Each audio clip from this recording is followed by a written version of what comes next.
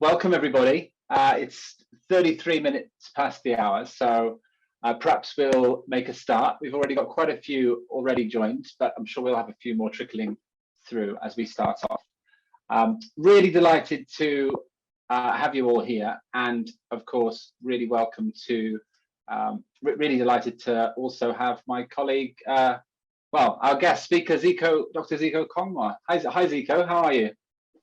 Hi, Leon. I'm good, thanks. I hope you're well too.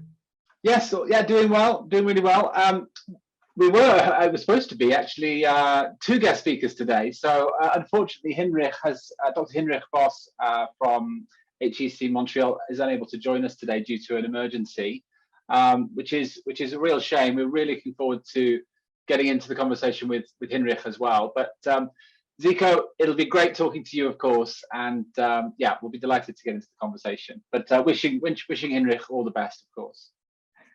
Thank you, Leon. I'd like to convey my sincere apologies. Hendrik actually had to, yeah, due to some personal reasons, he was unable to join, and he only knew about it yesterday evening our time. He's actually based in Canada at the moment, so yeah, we had to play him off. But thank you. Yeah, no, absolutely. And look, thanks to everyone for letting us know where you're calling in from. We'll just cover a couple of sort of housekeeping things, and then I'll show, the plan is to sort of show a couple of slides just to give everyone a background on Edumundo, our approach and what we do. And then also, well, Ziko, you'll be sharing some slides, I believe, quite soon to give us a bit of a background on some of these topics as well, right?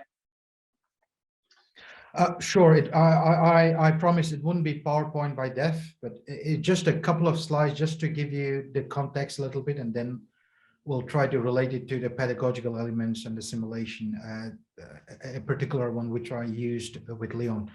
But mostly it will be me talking. I think I would like to have it as casual or informal as possible, and I would absolutely welcome questions or comments. I'm not keeping an eye on the chat button at the moment, but I will eventually. No, absolutely, and I will do as well, Ziko, that's fine. And well, yeah, so by the way, we are recording this session, just to let everyone know. We'll share a copy of the recording afterwards with everyone who's attended, and obviously everyone who's registered that was unable to join today as well. Okay, well, I'm just going to talk a little bit then, to just take a few moments just to sort of explain really about what we're up to with Edumundo, what we're doing. So we're actually operating across 3 product lines, and the main focus of this product lines is around management simulations, so team-based simulations, which we're mainly working with universities on, so mostly business schools. We've actually been doing this since well, 20 years, so quite some time, and we have around 40 members of staff. Based in The Hague in the Netherlands, and serving quite a large number of universities across the world and students, as you can imagine. So just to say a couple of things about how it works. Well, our simulations, whilst being team-based, so students manage a team, in their teams manage a company, so they take over an existing company, they have some analysis to do, and they have to formulate a business plan and take strategic decisions across a number of rounds. Where one round usually equates to 1 year of operations, and usually these simulations are mapped against the weeks of study within a semester. Highly competitive due to the dynamic algorithm, so the teams are actually competing against the other student teams on the same course, and we cater for all student levels, and a lot of the simulations are very flexible as well, so we can really take a good look at the learning outcomes and try to align the simulations to the content and the learning outcomes of the module as well. So just a couple more things to say. So, you know, in terms of why typically we're working with universities on management simulations, both in a strategic sense across the curriculum on various programs, but also with individual educators as well. It's about sort of providing the high quality resources which students expect and demand these days. And of course, it's an opportunity for students to apply their theoretical knowledge in a fun and engaging way. It really enhances the learning experience. And of course, just as important as that subject matter theory, it's also about acquiring those crucial employability skills. So some of the main really sort of high level outcomes we find with simulations are around improving retention and progression, but also then leading to graduate outcomes improvements as well. We have quite a large portfolio of simulations. So this is the last slide I'm just going to show for now on this. So quite a large portfolio of simulations. Many of you will be familiar with a lot of these, but perhaps these will be quite new to a lot of you too. The two on the left at the very top here, the Phone Ventures International business, as well as the Trainers startup, both of these have and are undergoing quite sort of high level and detailed updates currently. So we're actually really redesigning both of these simulations to make them much more focused on SDGs, but also ESG themes and sustainability more generally. So hopefully if we get time today, it'll be really great to sort of show a sneak peek of, for example, the new version of the Phone Ventures ones and how we're really embedding sustainability and the SDGs into this simulation now. So we'll try to do that towards the end if we've got 5 or 10 minutes. So, well, that's a little bit of background on Edumundo, and I'm now going to hand over to you, Ziko. I think I've just given you slide controls, so please feel free to take over. Thank you very much, Leon, and thank you all again for joining in today's session and taking time out of your busy schedule. I'd like to open up with a few slides, not too much, but just trying to distinguish between ESG and SDG, just to ensure that we're on the same page here. Not that I don't appreciate that you already know these concepts, but just to throw in a little bit of what we need to know in order to engage with our learners better, and in particular, why it matters. So when we talk about ESG, it is a concept which is quite familiar to almost all of us. I'm not going into the etymological origins, but I believe it was formed around 2005 in the Who Cares Wins conference. It was organized by the International Financial Corporation, and it was an initiative where a number of institutional investors, asset managers, global consultants, and government bodies under the auspices of the UN Global Compact came together to found ways and means to discuss responsible investment. So it was mostly starting from an investment perspective, and the key issues in terms of how it came from the back of the SRI movement, which is socially responsible investing movement. I think this was something very radical for our times. Now, of course, things have moved on since then. It's been about a good 15, 17 years now. And there is much more clear and firmer indicators to assess how firms score on these indicators. And I believe Standard & Poor, they do have a number of databases which allows researchers and educators to very specifically capture some of these dimensions. I'm not going to go into all of them. When we say environmental, social, and governance, they're very focused on specific activities. And at the firm level, at the company level, I think there are ways and means to capture this for the understanding of learners and scholars to be able to better look at how ESG helps or ESG drives societal impact, but also how it drives financial performance of firms. I believe there's a meta-analysis of about 1,000 studies done last year by colleagues from NYU, Stern School of Business, Center for Sustainable Business, which gives us a very good picture of what has happened in the past 15 years with the adoption of ESG practices and financial performance. Now, of course, when we look at the company level, it depends on what firms are trying to demonstrate, what are they trying to portray, and what they're trying to mask. So obviously, we don't know how that works out, but it is not, for compliance purposes, there are still gray areas in terms of how ESG operates. So we're not going to go into the gray area, but this is just to give you some background on ESG. So now I come to SDG, and obviously we all know what the Sustainable Development Goals are, and how it was developed on the back of the MDGs, or the Millennium Development Goals. And these are interlinked goals. It's a collection of 17 interlinked goals designed to be a blueprint to achieve a better and more sustainable global future for all. In total, there are sub-targets, so it brings us to about 169 targets spread across 17 SDGs. Now, SDGs are country-level targets, and that's where the key difference is when we look at SDGs and ESG. So although there is interrelation, or very strong interrelations, in terms of how SDG targets are influenced by ESG practices of firms, it is not always clear how that works out. So without going into too much details, I'd just like to show some data on how SDG achievements are measured or are captured based on some recent data. The very first one, I think, is, I'm going to have to talk about the SDG Index, which is compiled by Jeffrey Sachs and colleagues, and it's publicly available.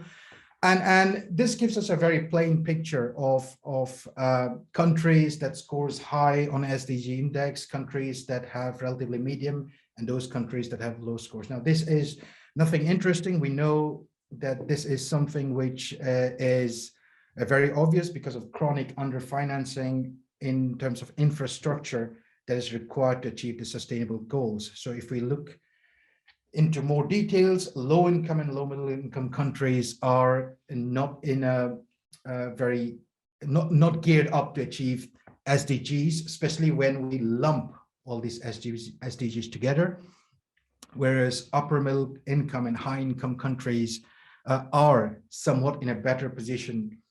They are either on track, and the achievements are in progress or moderately increasing. But that is only one part of the story. It's a macro story. If we look more into individual countries, it gets more interesting.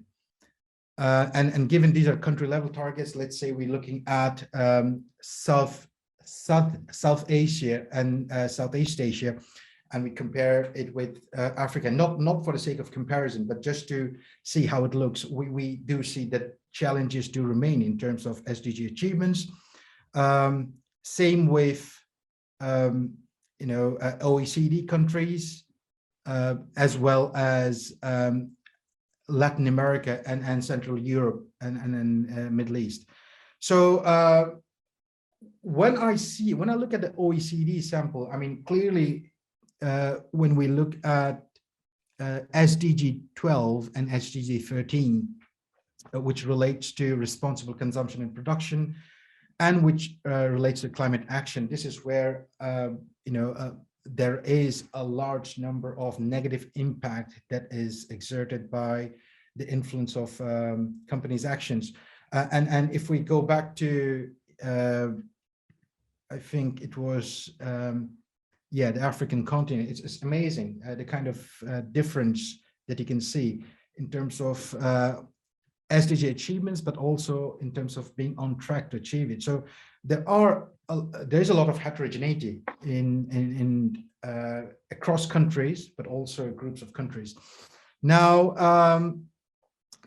this is just to give you an idea of how it can be defined, how it can be measured, but that is obviously, you would know if you'd look at the data. Now, as educators, what are some of the key issues that will influence SDG achievements, and how do we translate it into our curriculum and learning?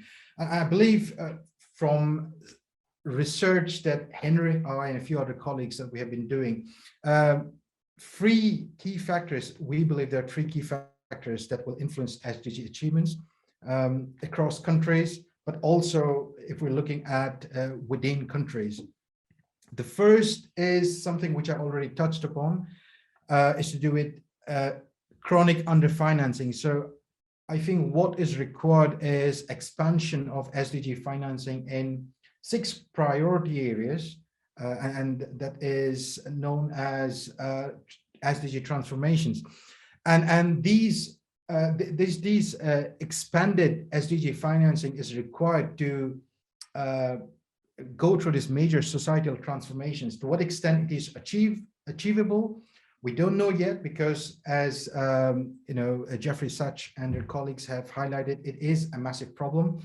And these 6 priority areas are things like education and social protection to achieve secondary education and poverty reduction.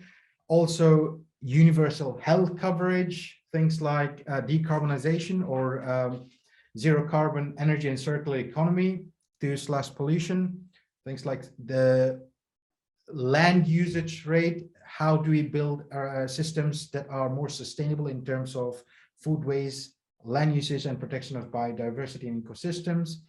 Sustainable urban infrastructure, I think, which is going to be tested in the next decade and the decades to come. And finally, I think COVID-19 accelerated some of these issues related to digitalization. So universal digital services to support other SDG achievements. So I think SDG financing is something that is going to be very, very important. And this is something where policymakers and governments have to be very careful about. In terms of research, now we know that these 17 SDGs, they appear isolated, but they're quite interlinked. And over the past 5 years, there has been research on SDG interactions. And these SDG interactions are likely to influence the pathway to progress in SDG achievements. Okay, now what are SDG interactions? So we know that if a country is on a target to achieve an SDG, it is color coded to green, so you can actually assess their progress over a period of time. Now, what is happening is there are certain SDGs which are actually helping other SDGs attract progress mutually. So, which means there is a synergy between 2 SDGs. And a very good example is the production of mosquito repellents and how it helps to achieve,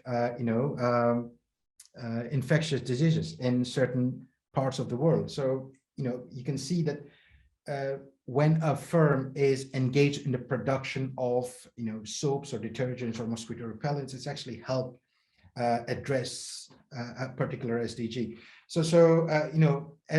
When it comes to responsible production, we can look at production of these aspects, and there is a synergy between the two. Now, there are certain SDGs that are actually pitted against each other, and this is where trade-offs occurs, which means the more progress that a country is making in terms of achieving that SDG, it actually negatively influences the achievement of another important SDG. And a good example would be to look at the rapid transition to greening the car industry, especially in Europe. I think it is picking up very fast, and this electric car industry is actually quite good in terms of how it is picking up, and there is a perceived positive element to it in the sense that it reduces pollution. But if you look at the supply chain or the global supply chain of it, and particularly when you're looking at lithium mining and other components, there are land degradation and other issues, and the scale of it, because it's a very big market, the negative effects of it is going to be significant, which means greening the car industry directly impacts climate mitigation goals. Climate action mitigation goals, which is SDG 13. So there are a lot of policy implications in terms of how to reduce corporate corporate actors' contributions to these interactions, and in particular, their responses to mitigate these trade-offs. I think from the perspective of business schools and what we teach, I think we need to understand how corporate private sector actors contribute to these interactions, because there would be positive synergies, but there would be trade-offs. And especially if you're looking at large firms, multinational firms, the trade-offs are going to be significantly higher. So what I'd like to do then, this is just to look at the data on synergies and trade-offs about 5 years ago. I think it's much more complex now, and you can see that there are synergies and trade-offs within, but also across SDGs. So what does it mean for how we design our curriculum? What are some of the key pedagogical challenges? Well, clearly it's complex, but we have to find a way to embrace this complexity, of course, and feed it to our curriculums in a very meaningful way. So I think capturing or embracing this complexity in a meaningful way and embedding it in the curriculum is the next bit of challenge. Also, we need to future-proof the skills and competencies of our learners in a way that they are able to enhance. They're able to not only enhance their knowledge and understanding, but also the skills and competencies. So I teach international strategic management, and then we have very strategic, very standard strategic management tools and frameworks that we use. And it is already complex. So how you bring in or design another level of complexity when it comes to decision making, I think that's quite interesting for me. And of course, how do we assess their overall learning, both formatively and summatively, because we can sort of demonstrate these, and we can find ways and means to impart or translate this knowledge. But how do we assess if that has an impact on how they learn and comprehend and make it to use and apply? So this is where I'd leave. I'll stop by and talk about the simulation, because I have been using the Edmundo simulation for quite a period of time.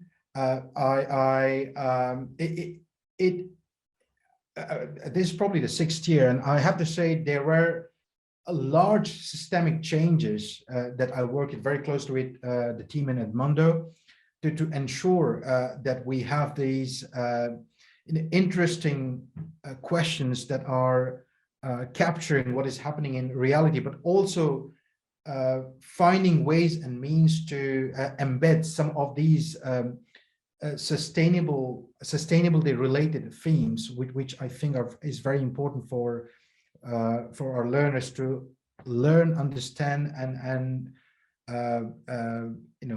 be in a better position when it comes to the job market. I don't want to sort of bore you to death by talking about the simulation, because it's been about 10 minutes already, 15 minutes that I've gone through the slides, but primarily this is how what I've been doing in the simulation, trying to embrace complexity, but doing it in a way that is meaningful.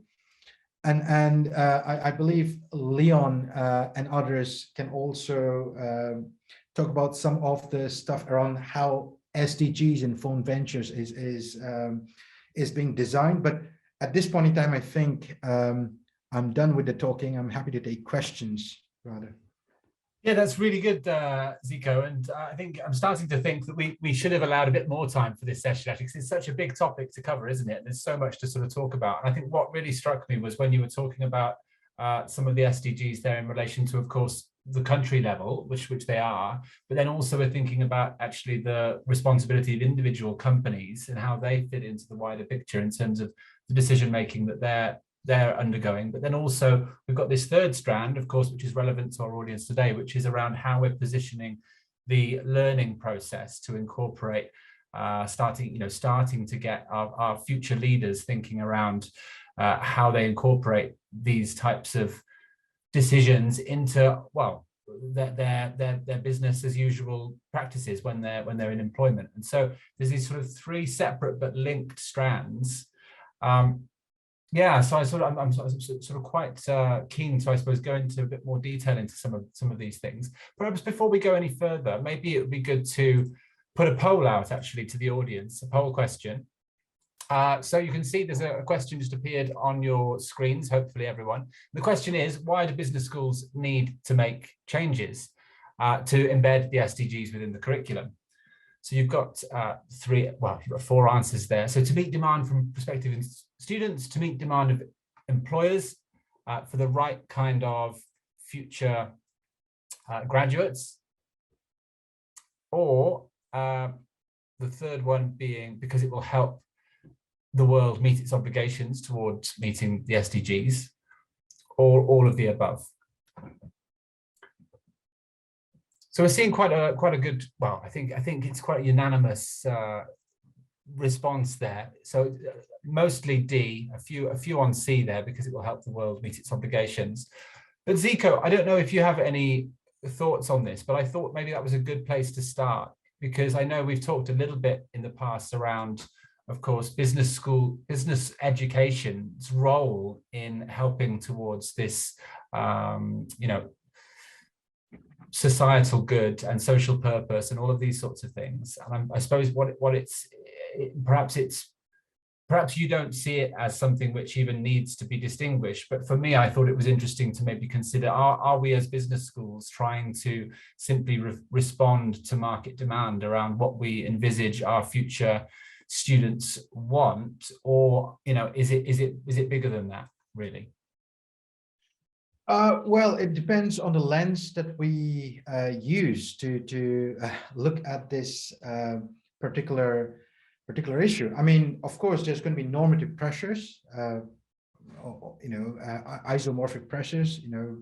There's going to be a lot of imitation in terms of business schools trying to replicate to be able to meet demands. To ensure that they compete very well in the industry. As educators, I mean, there is also an ethical and a moral element, because some of the research, some of the recent research on sustainability, especially when we're looking at future, I think they're bringing in very interesting arguments about things like policy changes for civilizational collapse. I mean, there are colleagues who are sort of constructing models around civilizational collapse, and there is a real danger of what we are facing. I mean, there's impending danger in terms of what we are expecting in a couple of decades from now. Yeah, absolutely. I'm not a doomsdayer, and obviously I'm not a naysayer as well, but it is important to understand that there is a very strong resistance in the way that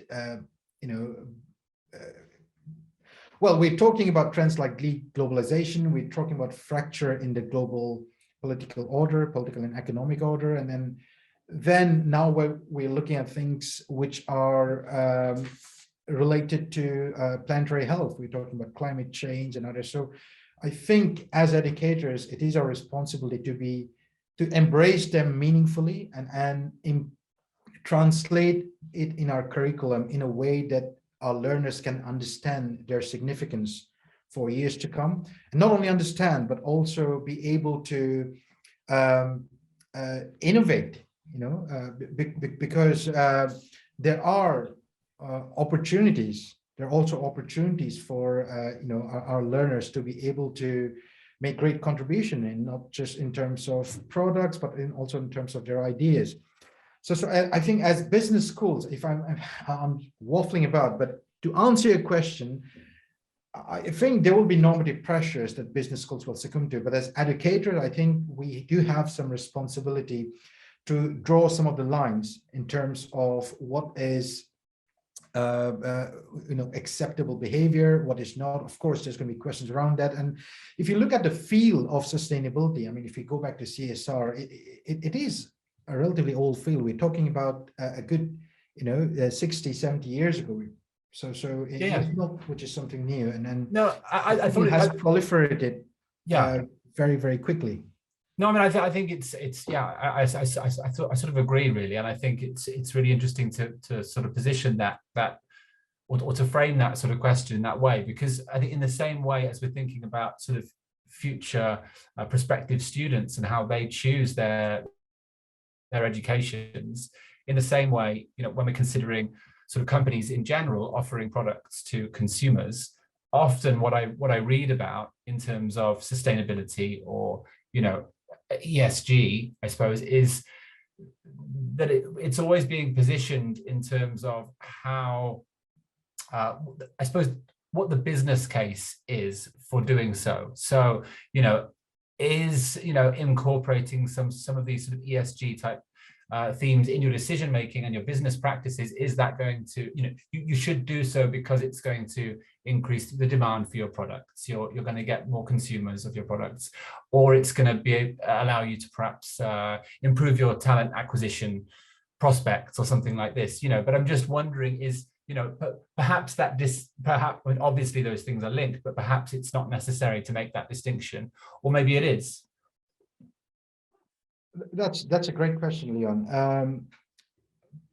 I'd like to respond by drawing attention to this recent study, a meta-analysis by colleagues from NYU that looked at ESG and financial performance of large companies. And what they found is that that relationship only grows over a longer time horizon. So if there is no meaningful so when an organization invests in ESG, depending on, you know, what they are, I mean, it depends on their business model, of course. It depends on what they do. You know, so things like innovativeness and risk taking, I'm discounting all of that. What I'm saying, generally, if we say, if we look at firms that invest in ESG just to sort of mask some of the underlying issues that they have in terms of contributing negatively to some of these, you know, ESG issues, then it's a problem, you know, because over a period of time, it depends on how they're able to decouple these issues. Because this meta-analysis research actually found that, you know, the ESG financial performance relationship is marked over a larger or a longer time horizon. So we're talking about time here, and that's why, you know, just like companies, business schools also have responsibility to adopt meaningful practices and not just, you know, greenwashing, if I may use the term, because then it doesn't help us. It doesn't help us at all.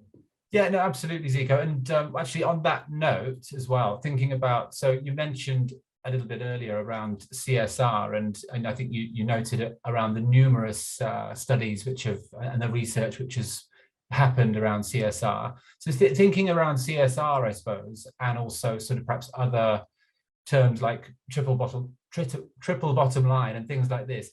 Do you think those are sort of quite outdated now, those terms, or are they still just as relevant? Well, it depends on who you're talking to. So if you're talking to an average consumer, and if you talk about CSR and triple bottom line, it might not be very interesting to them. For scholars, of course, it is interesting, but we need to understand the etymology of it. I mean, triple bottom line and you know, the concept of CSR was great for the times that it emerged. I mean, there is a, you know, a taxonomy of research on CSR, and you know, we have different constructs, we have different concepts. You know, just to give an example of implicit versus explicit CSR, there's symbolic versus substantive CSR. The problem is when it becomes conflated with, you know, strategy, especially the strategy in which it is possible to mask whether CSR investments or investments in particular types of CSR is actually leading to meaningful outcomes.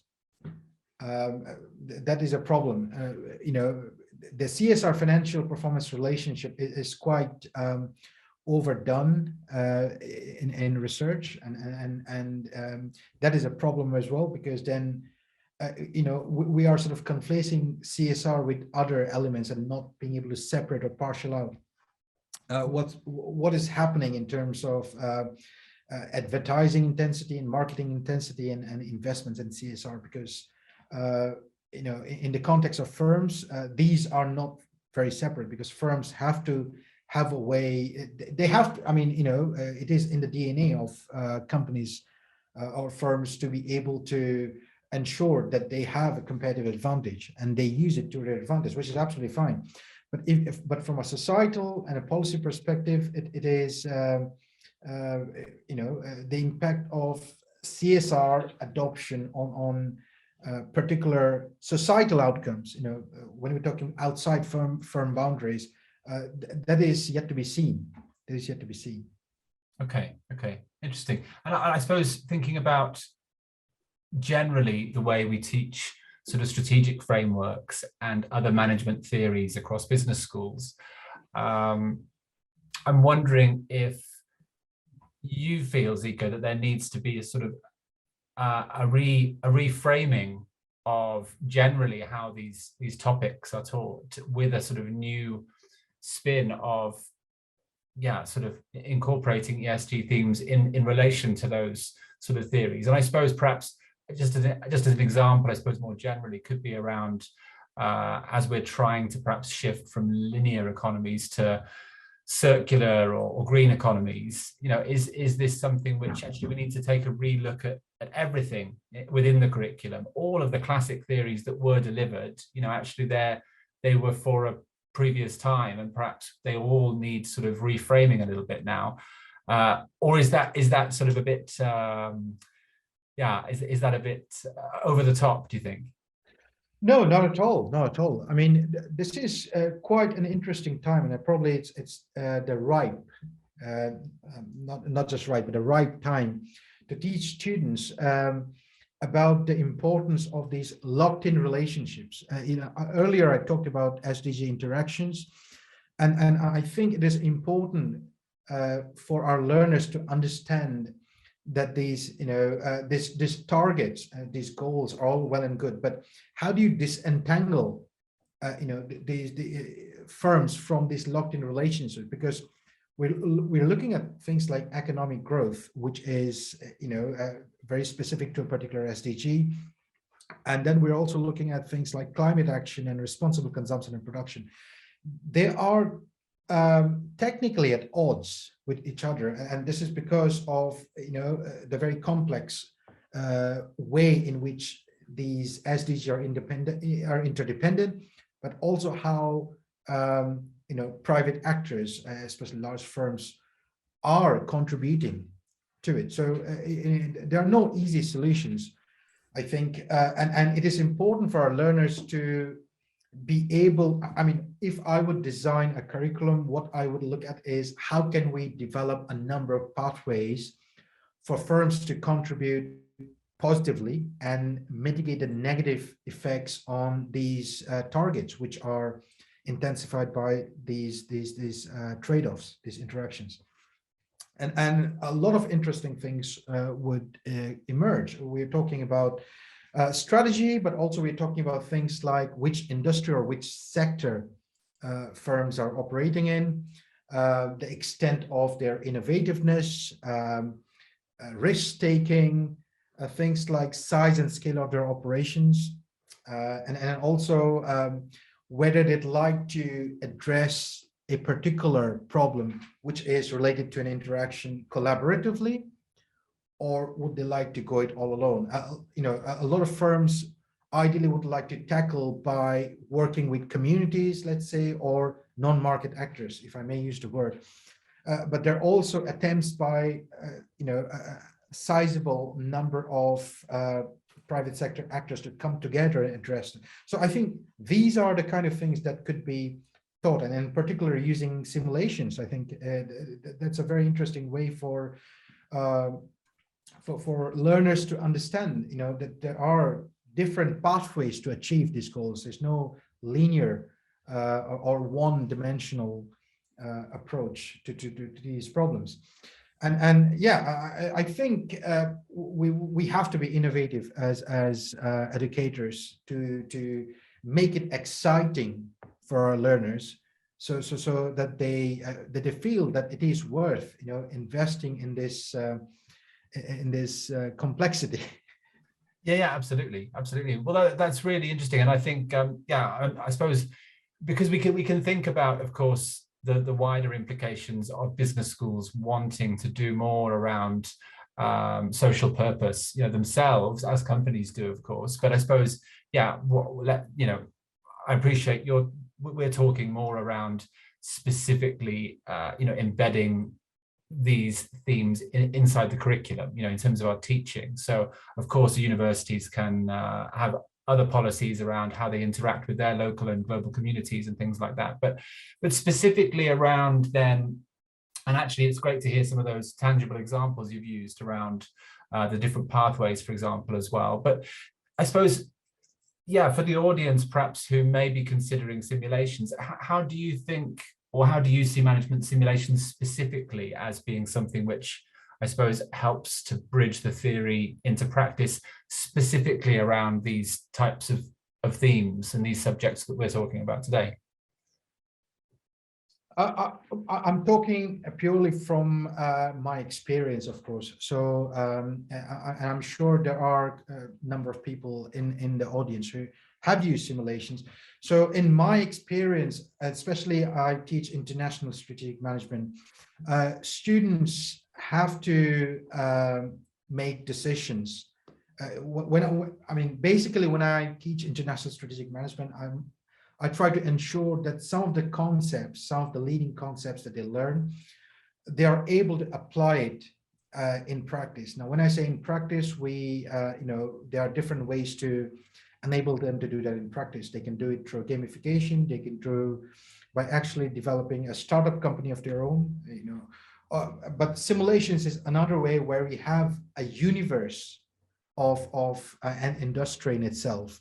And then thanks to people who developed the algorithms in Edmundo, we have sizable and very accurate ways in which to predict the outcomes of firms taking a particular decision. And that I think is very helpful because the key problem that I had in using the earlier part of the simulation was students were able to game the algorithm, but over a period of time, what has happened is after working with colleagues in Edmundo, we're able to develop the simulation in a way which actually students were unable to game just with number crunching. They actually had to take real decisions under uncertainty. And within a very specific period of time. I think they usually have 3 or 4 days, and they have to come up and take very, very important decisions related to how they can grow their firm into, let's say, a number of countries, using particular entry criteria, using the right suppliers, and ensuring that they use they operationalize their strategy in the right way. So I think simulation is a great way to teach a subject like international strategic management, because they take away a lot of it. Now, of course, it's not possible to incorporate all concepts in there, but I think a sizable number of concepts can be embedded through a simulation. I think it does wonders for their overall learning experience. Now, having said that, I think we can go somewhat further as well. And this is what I and Henrik did when Henrik was based in Leeds. We actually developed a joint assessment. And I think simulations are a great way to assess them on how they actually performed in the game, but also their understanding of the concepts after they have completed their simulation. So it's a much more reflective take on being able to assess their learning. Now, in this joint simulation, we're actually using material from 2 modules into 1 simulation. And then it was complex the way it operated, but it was simple enough for our students, which was great. And I think it was one of those innovations that I'm sort of really proud of in the last 5 years. But I think if done well, and if if there is collaboration within a couple of instructors, I think there'll be 3 or 4 modules that can jointly assess, a single assessment through the simulation. So it can be done. Yeah. It's just that you need to be very careful of the learning outcomes and how they're matched and so on and so forth. I'm sure colleagues know what I mean here. We just, we have a list of LOs and program learning outcomes, and we need to make sure that they are mapped. No, absolutely. And I think, the integrative assessment approach is really strong, actually. And yeah, as you say, if it can have that sort of extra value, it's a sort of extra value financially, of course, to the university in terms of the spend on the simulation too. Then it's sort of feeding into multiple modules. So, you're getting more value from the purchase, of course. And I think because of the nature of the way that our simulations work, giving students exposure to the different operational and functional areas within a real business, then of course it's easier to find those synergies between the different module learning outcomes as well, of course. So no, that's really strong, Ziko, and yeah, no, really insightful and helpful, I'm sure, to the audience here as well. I thought it might be nice actually now. Oh, yeah, go on, Ziko, you look like you were going to say something. I'm not sure if it's a question. It's from someone from Leeds. It's probably Sally Chan, I think. And it says business schools in the US and Europe should be prioritizing their collaboration with institutions and emerging policy in order to provide them with the tools and knowledge. Oh, I absolutely agree, Sally. I believe it is Sally, and I think that is the direction that a large number of leading institutions are taking. Transnational. I think it's called transnationalizing education. And there are benefits of being able to immerse scholars and students, and to especially benefit from different perspectives. And yeah, it is a quite novel initiative indeed. Yeah, absolutely. But so I suppose I suppose to a certain extent, well, many universities are already having those sort of transnational partnerships with other institutions in various continents and countries and things. But I suppose is the point here then that there should be more of an effort to focus on those lower developed countries then? Sure, thanks. Leon, there might be a question for you from Jenny. Okay. I'm struggling to see how the simulation can be used in a law degree. It's focused on business modules. Can this be used for mooting, mock trial? I'm not sure, Jenny. I don't think we would have any simulations specifically which would be focused on that sort of area. I think generally that simulations can be useful for helping students to develop that sort of entrepreneurial and commercial mindset and skills associated with that, which are of course valuable for law employers, of course. So I think that's really strong. And we do work with some legal firms with their talent acquisition programs, for example. But in terms of specifically for mooting and mock trials, I'm not sure, to be honest. I'll have to have a think about that. I hope that answers your question. I'm going to throw well, by the way, please feel free, everyone else, to ask further questions. Ziko is here and looking forward to receiving your questions, as am I as well. So please do put in the chat if you have any. Whilst perhaps we're seeing if anyone has any more questions, perhaps we'll just have one more poll question to the audience as well. So this is around the business school's curriculum. Does your business school have a clearly articulated strategy to make genuine change in the delivery of the curriculum to develop socially conscious graduates? So a few options, there are 4 options for you there to consider. I think I'm really keen to see the responses on this one, because I know that it seems to be something where a huge number of institutions are already making some big changes, but I know it's a challenge, of course, isn't it, to have these sort of really clear strategic changes across the curriculum as well. Okay, well, we're seeing some good results. I guess you see these results coming up as well, Ziko, right? Yeah, okay. So I think the strongest one is C then. So there is a vision, but it's not a defined strategy as such.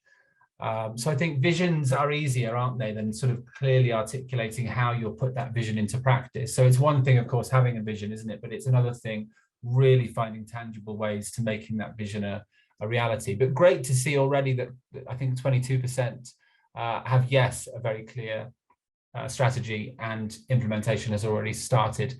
And then some mixtures there with yes, but the implementation has yet to start, and no, there is no high level direction yet. Well, look, thanks for everyone for contributing to those. Do you have any thoughts on that, Ziko? I mean, if I look at Leeds University Business School, I believe we have some great initiatives and sustainability, you know, adopting sustainable practice, but also research on sustainability, I think, is quite significant across the business school. I mean, we're not just talking about you know, things like climate change and other research, but also across a number of functional research areas like accounting, finance, international business, marketing, and even management. I think consider sustainability related research topics to be very important and are integrating it in their overall agendas. I mean, at the end of the day, I have to say it depends on the overall strategy of the university. And I think Leeds University do have some very interesting plans. Yeah, okay, all right. Well, look, there's a couple more questions that have yes, I can see. So perhaps I'll take the first one from Karen. So some of these sims are probably great for upper level students or grad students. Any suggestions for entry level students? So I think, yeah, so Karen, we have a range of different simulations, and some of them are more focused on lower level students, so entry level or foundation level students. Even we have some examples of them being used in sort of upper high school level as well. So we can also take some of our more complex simulations and make them more simple as well by removing certain choices, by simplifying the balance sheets and the financial documents, and removing the number of decisions that are required. So there's a number of things we can do. So feel free to get in touch if you want more information about some of those things. Ziko, do you fancy taking this next one? Sure, yeah, the question, thank you, Abbas. I think that's a very good question indeed. And what you're essentially saying is that countries in Sub-Saharan Africa and Latin America are lagging behind, perhaps due to the functionality and acceptability of the SDGs by public enterprises. If I understand your question right, I mean, SDGs as a concept is probably also quite alien. So you know, I think a lot depends on translatability, or if there's a word like it. So how well it is translated, you know, because we have to look at context here. And if you look at the chart, I mean, I hope Leon would be able to share the slides, but if you look at the chart for most sub-Saharan African countries and Latin American countries, they're actually on 2 or 3 SDGs. They are quite either on track or have already achieved. I think especially with things like climate action and things like responsible production and consumption. Now, obviously, you have to look at the stages of economic development of these countries as well. But the key problem here is, and if I go back to your question again, is you know, public enterprises or private enterprises, they are sort of locked in relationships. So countries that have already reached a very high stage of economic development are you know, significantly invested in these locked in relationships, and it's very difficult to decouple, if you like. But that doesn't answer your question very well, does it? What I think, because when you're talking about sub-Saharan African countries and Latin American countries, they're big blocks. So I don't like to generalize, but in terms of why they're lagging behind, it also because of, I think financing public investments and infrastructure that is required to make progress in these SDGs. So I think much of countries that are low income or low middle income, they're suffering from chronic underfinancing, and private actors or even public enterprises, it is not possible for them to sort of adopt it in a way that is going to be sustainable. So there are a number of factors, I think, which might influence the acceptability of SDGs, because it's going to have to be a multi-sector, multi-stakeholder effort. Absolutely. And more so in countries that are on the lower end of the spectrum when it comes to income. Okay, well, look, thank you everyone for your questions, and great to see some of the other activities that are going on at Leeds as well, in terms of carbon literacy training and things for the staff and that sort of thing. So look, I really appreciate everyone's thoughts, and Ziko, it's been really great to have your contribution today. But we've got just a few minutes left, so I'm just, if it's okay, just going to take a couple of minutes just to show some examples of what we've done to this new version of one of our flagship simulations in terms of embedding sustainability themes and ESG themes throughout it. So I'll just do that now. I think that'd be very helpful for a few. So this might look familiar to some. This is our flagship Phone Ventures simulation, which of course is an international business simulation, but it's actually giving students exposure to all functional areas within a real business. So it can be used on a number of different modules, not necessarily international business. But we've really taken this apart over the last few months, and we're still doing so, and really trying to rebuild it and incorporate some, sort of SDGs from the outset. So I'm just going to highlight a few of those things. And of course, if anyone wants to see it in more detail, then feel free to get in touch later, of course. But just to sort of scroll down straight away, we can see, that some of the teams are able to take more sort of sustainability themes into their branding and this sort of thing. But even as we come down to the scorecard, you'll see now that there's a sustainability score here as well. And if I click on this, we can actually go into more detail on how the teams are being measured. And if I come right down here, we can see that there's this sustainability score now year on year, that each team is able to see how they're achieving against their own company's targets, specifically within the sustainability scores. So that's really strong. That's really nice that we've got that. But also, if we come out of here as well, we can go to, for example, the business plan. And here you'll notice now there's this new part to the business plan. So as part of setting the strategic direction of the company, there's this possibility now for student teams to choose which SDGs they would like their company to be focusing on.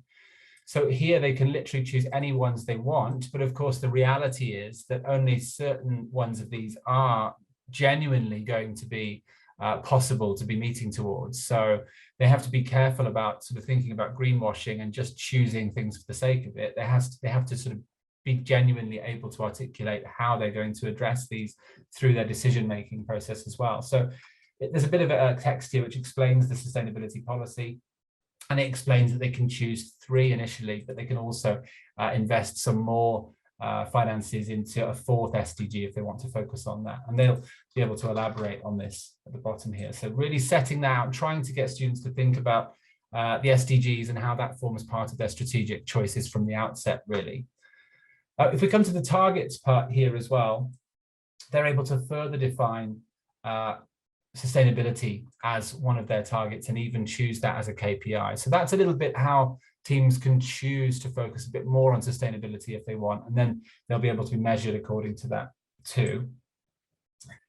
And if I just come to a couple of other things to show, so for example, coming back to the dashboard again, in the innovation part, well, we can see in some of the latest news, so we've updated all of these news articles now. So we've got some news articles which are reflecting the external environment, of course, and some now are starting to address certain climate themes, for example, and how those are becoming more important for consumers and things like this. And then around innovation as well, if we look at developing our innovation model, we're actually alongside a range of choices now. There's some key decisions which each team can choose to make. So for example, committing certain time devoted towards sustainability within their company and things like this. It'd be good to perhaps just mention as well, if I come to the countries part, that within the countries, of course, they can do business with these various companies which open their borders each round. But if I just click on one, for example, the Netherlands, as Edumundo are based in the Netherlands, if I just scroll down here, you'll notice that there's a couple of things. I think this part might have been in here already, but we've certainly, well, we've changed this a little bit actually. So I think before it was just a tick box, but now you can choose what percentage of your turnover specifically from that country's turnover you'd like to spend on basically, yeah, so investing in supporting local communities. So that's quite strong there. So you can adjust this slider. And then also down here as well, there's things like choosing the energy labels of your storage locations and things like that. So looking at how that impacts on your sustainability score too. And just a couple of other things to mention. So for example, the management section here you can choose which headquarters you have. So where would you like your headquarters globally, and whether that gives any benefit in terms of sustainability and helping you meet the sustainability scores and things. You can also, of course, hire and fire different managers, but you can also ask your management team to focus on reducing your carbon footprint and things like this, and emphasizing or improving internal processes for the benefit of sustainability, or just emphasizing the relationship between sustainability and the company in the market. So again, trying to get students to think about the difference between truly, investing in sustainability practices, or just thinking about it from a sort of marketing perspective, and perhaps even greenwashing perspective as well. So just a couple more things to say. So perhaps in distribution, choosing your logistics service providers. Now we've got this sustainability score for each logistics service provider as well, which is quite strong. So really encouraging students to consider the sustainability of their supply chain as well. And if I come to results, if I come here to the sustainability score, you can now see that each team gets a proper good graphical view of how they're performing in relation to sustainability, but also in relation to each of these points. So choice of sustainable storage, all countries you participate in, internal management, mandatory training on sustainability, agreements with manufacturers. So really starting to get students to look at this at a granular level. And then of course, well, they can come to the analysis and they can have a look at the results here as well. And there's all sorts of updates here, which are really exciting. And they'll see their teams, of course, in the ranking list. So that's probably enough to say. I'm aware we've gone quite a few minutes over the allotted time, or the scheduled time as well.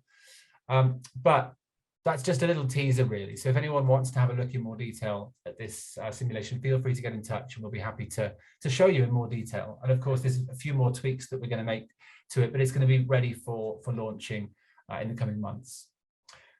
So, well, thank you everyone for joining. Ziko, it's been really great talking to you. Yeah, I hope it was okay not having Henrik here as well, having to take on the burden of being our only guest speaker. No, thank you, Leon, for the invitation. I did miss Henrik because I believe Henrik would have articulated better responses to some of these questions. But yeah, it's absolutely a pleasure to be here. Oh, well, we really appreciate it anyway. And thank you so much to all the audience for attending as well. There's some nice messages appearing in the chat as well now, with everyone thanking you, Ziko, I'm sure, mainly. No, I think it's a team effort, but thank you all for being part of this. And yeah, I look forward to seeing you and interacting you in real life or in the digital world at some stage. Great stuff. Good day. Okay, well, webinar over. Thanks again, everyone. Bye. Bye-bye.